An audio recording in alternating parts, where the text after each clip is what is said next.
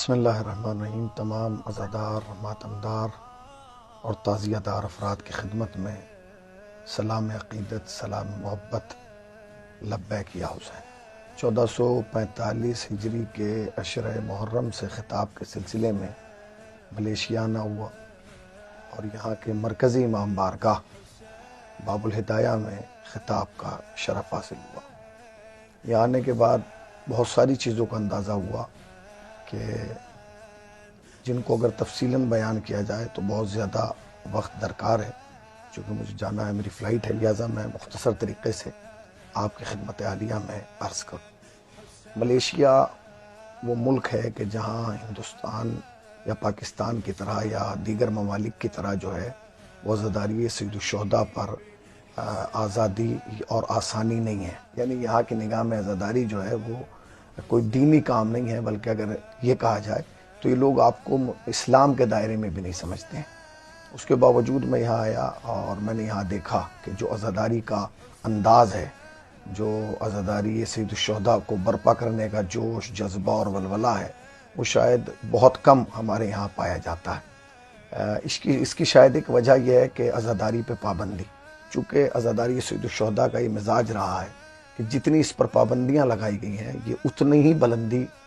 پر گیا ہے اور اس کا پرچم ہمیشہ بلند رہا ہے، اور انشاءاللہ ظہور امام اور بعد امام ظہور امام بھی ہمیشہ بلند ہی رہے گا۔ یہاں باب الہدایہ نام کا ایک امام بارگاہ ہے جسے رضوی صاحب اور رضوی برادران جو ہیں وہ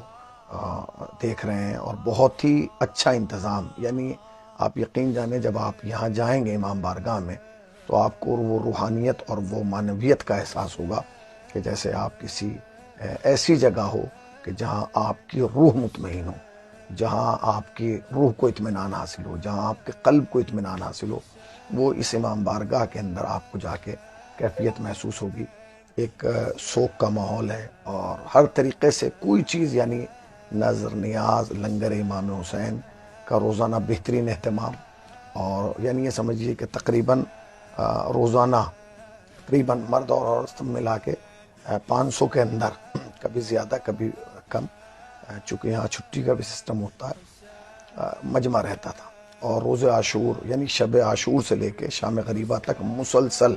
24 گھنٹے کی وہ عزاداری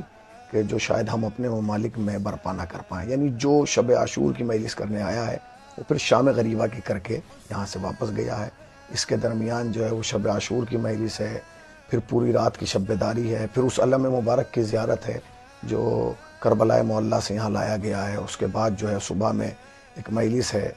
اس کے بعد اذان جناب الاکبر ہے، پھر جماعت ہے، پھر اس کے بعد جو ہے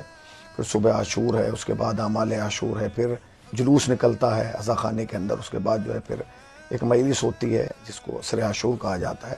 اس کے بعد فاقہ شکنی، اور پھر اتنا لمبا پروگرام شاید ہم لوگ اپنے ملکوں میں اور اپنے ممالک میں ایسا پروگرام نہ کر پائیں، چونکہ وہاں کیا ہوتا ہے کہ انسان پروگرام کر کے گھر چلا جاتا ہے، تھوڑی دیر آرام کر لیتا ہے، مگر نہیں، یہاں 24 گھنٹے عزاداری ہوئی ہے۔ میں چونکہ شکریہ کے علاوہ کچھ نہیں کہہ سکتا ہوں، تمام مومنین، عزادار، ماتمدار، بالخصوص ہمارے رضوی صاحب اور ان کے فرزندان رضوی برادران کا تہ دل سے شکر گزار ہوں، مشکور ہوں، ممنون ہوں کہ انہوں نے اس خدمت کے لیے مجھے چنا۔ میں پروردگار عالم سے دعا گو ہوں کہ پروردگار عالم ان کی توفیقات میں اضافہ فرمائے، انہیں ہر بلا سے محفوظ فرمائے، اور دن بہ دن جس طریقے سے یہ عزاداری کو بڑھانا چاہتے ہیں پروردگار عالم ان کے وسائل میں اضافہ فرمائے اور ان کی مشکلات کو آسان فرمائے۔ میں پھر آخر میں رضوی صاحب کا، آپا کا اور تمام محبت کرنے والے اور چاہنے والوں کا شکر گزار ہوں۔ فقط والسلام۔